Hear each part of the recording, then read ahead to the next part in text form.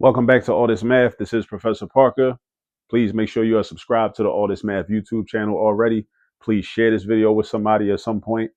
Also, please drop comments down below, especially if you have questions about anything I'm about to explain. Make sure you drop your questions in the comments. And also like the video. Go ahead and like the video. Go ahead and hit that thumbs up button right now. Go ahead and like the video. All right, now, what are we covering today? HSPT math. HSPT is an acronym, in case you're wondering. It stands for High School Placement Test, and these are sample problems that you might see if you're an 8th grade student preparing for the High School Placement Test, which is a test that's given to students in Catholic schools and other parochial schools, right, throughout the United States. All right, but this content is still relevant for students that even are not in Catholic and parochial schools. Even if you attend public schools or charter schools, this content is still highly relevant. All right, so behind us right here, we have a geometry question dealing with specifically circle geometry. Let's read it. It says, what is the area of a circle with a diameter of 10 centimeters? What is the area of a circle with a diameter of 10 centimeters? Now, a couple things you need to know. The word area, that's important. Different shapes have their own formulas to use to find the area. Now, before we even get into that, conceptually, or I should say as a concept, what does area even mean? Area is this, and I want everybody watching this video to understand it, because it's not enough to just know the formula, be able to regurgitate the formula, and then just find the number that's the answer, right? But what does area really mean? Area means this. How many squares, right? And a square is a four-sided figure, a quadrilateral with four equal sides, right? How many squares can fit on the face of that shape? In this case, we're talking about a circle, right? So how many squares? Squares meaning either 1 yard by 1 yard, 1 foot by 1 foot, 1 millimeter by 1 millimeter. In this particular case, the dimensions we given is centimeters. So we're asking the question of, when you ask about area, when we're thinking about area, how many 1 centimeter by 1 centimeter squares can fit on the face of this particular circle?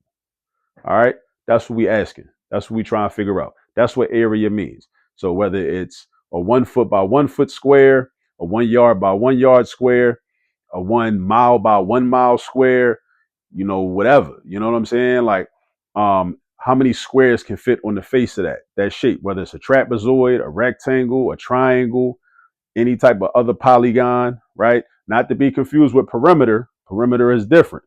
Perimeter is the length around the object or around the shape. That's what perimeter is. Area is the amount of space inside. And the way we measure the space inside is we say how many squares can fit on the face of that object, that circle, that triangle, that rectangle, that square, that trapezoid, whatever the shape may be. All right. So the circle. Now circles, all right, are circular, of course, and they have something called radius and diameter. All right.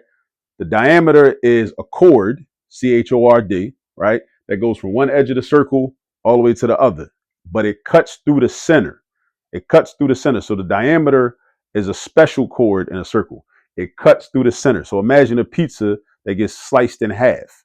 All right. And if you got just as much pizza on one side as the other, that means that pizza must be sliced through the center.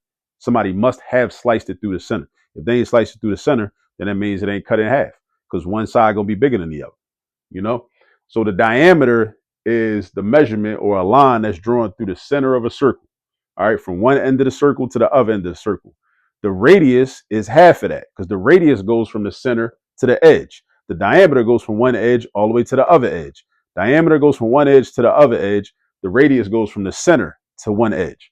All right. Now, what's the formula for the area?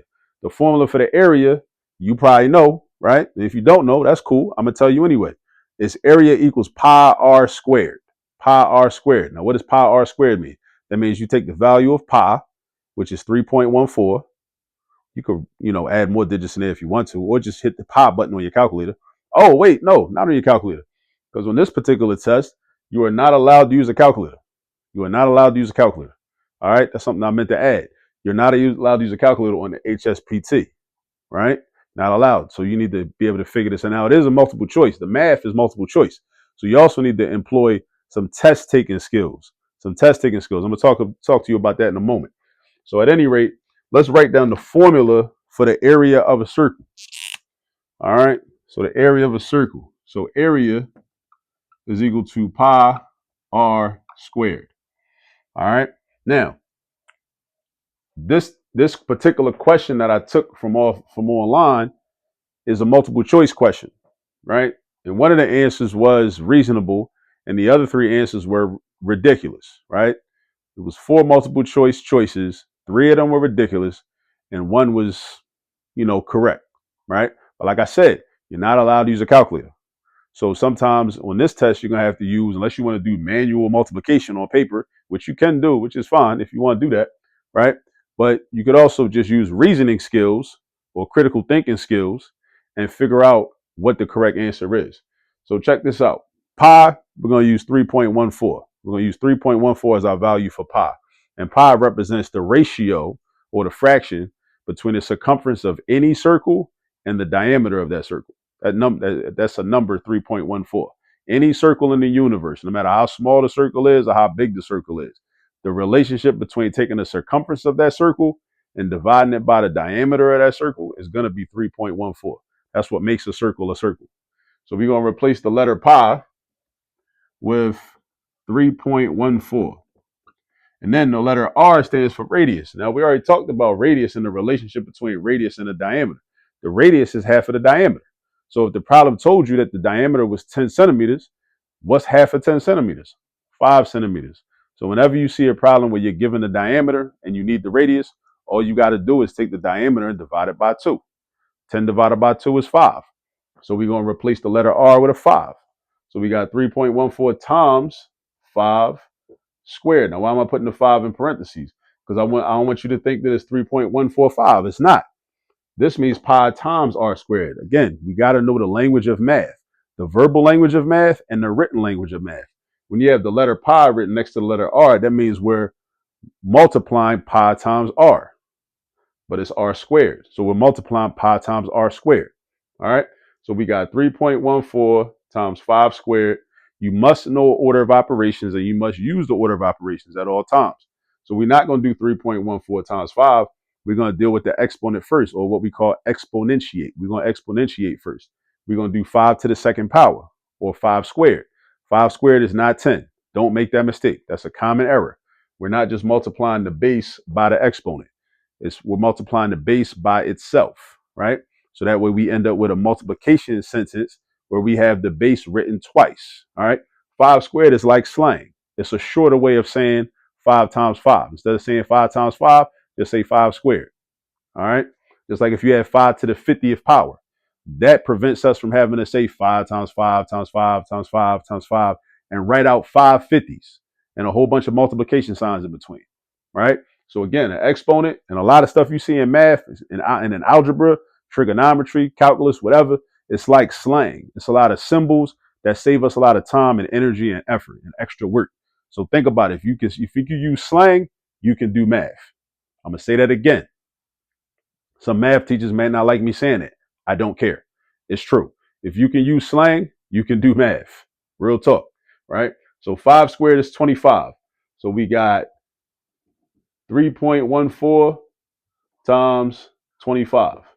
Now, 3.14 times 25, and I'm going to tell you, the answer is like 78 point something, right? But on the original online, this example, when I found it online, there were 4 multiple choice answers. 3 of the answers were like 31.4 was one of the answers, another answer was 50, and another answer was 25. You know those are ridiculous because even if you wanted to estimate what the answer would be, if you round 3.14 down to 3, the nearest whole number, and then you do 3 times 25, that's 75. So you know your answer is going to be somewhere near 75, but greater than 75, right? You know that. All right.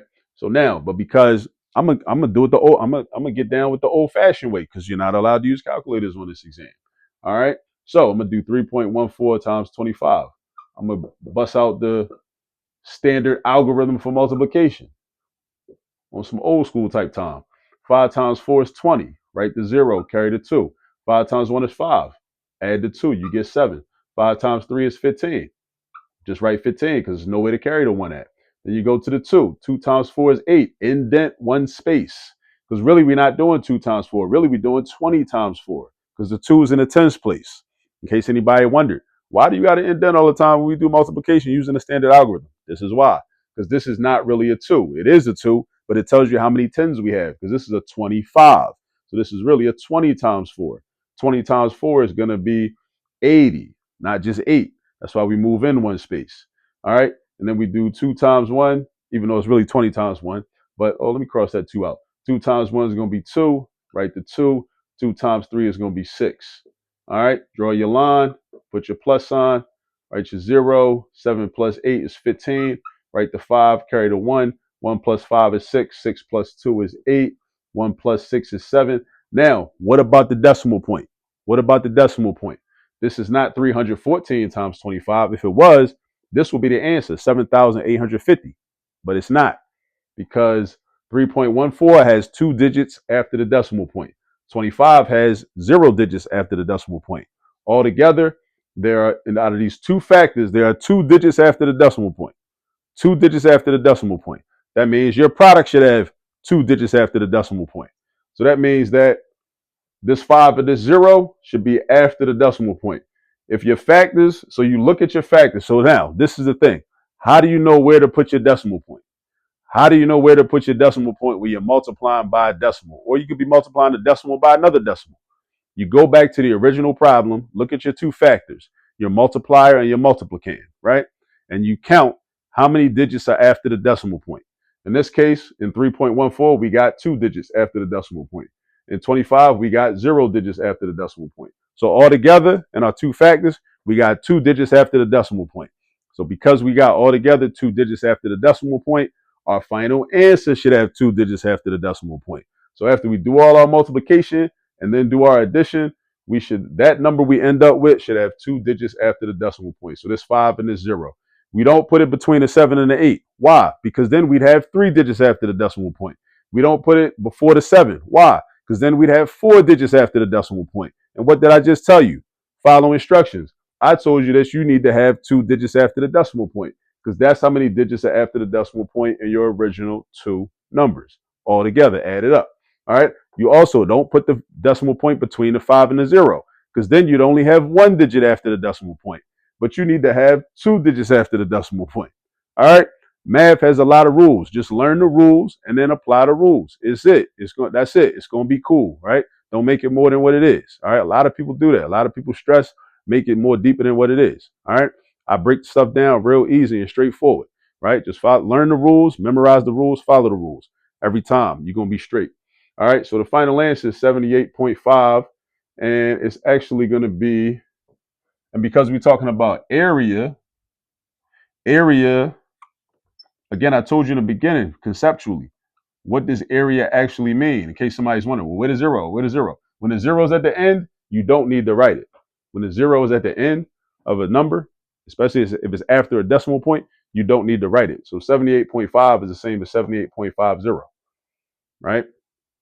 Mathematically speaking. All right. Now that we got that out the way, now, why is this exponent squared? Because what did I tell you in terms of the concept of area? Area is a measurement of how many squares, in this case, 1 centimeter by 1 centimeter squares can fit on the face of a circle.